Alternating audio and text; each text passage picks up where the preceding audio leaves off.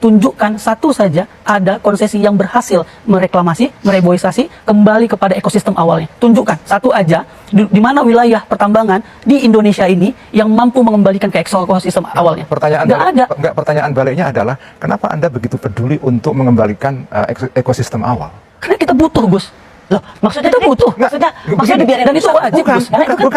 Bukan begitu. Ini saya ambil analogi lain. Saya waktu kecil di kampung saya menikmati ekosistem yang baik.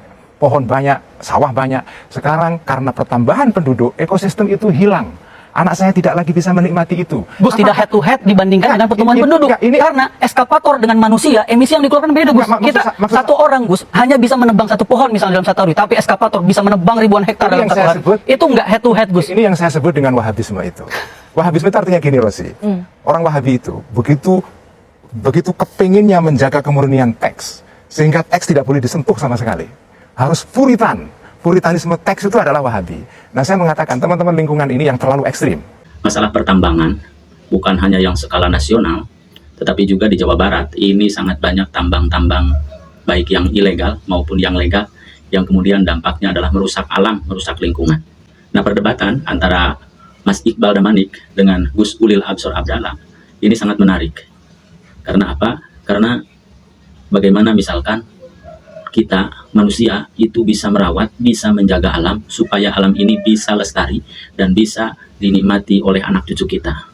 Ini saya tidak habis pikir bagaimana cara berpikir Gus Ulil Absor Abdallah, bahkan sampai menarik masalah lingkungan ini ke masalah Wahabisme.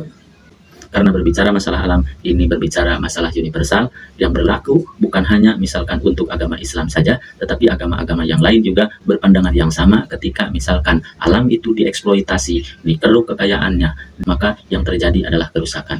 Kita bisa melihat misalkan negara-negara yang bisa makmur tanpa dengan mengeruk atau mengeksploitasi sumber alam yang ada. Nah, di Kementerian Agama juga ada sekarang itu yang namanya teologi ekologi. Nah, bagaimana mengaplikasikannya? Inilah yang diaplikasikan menurut konsep Greenpeace.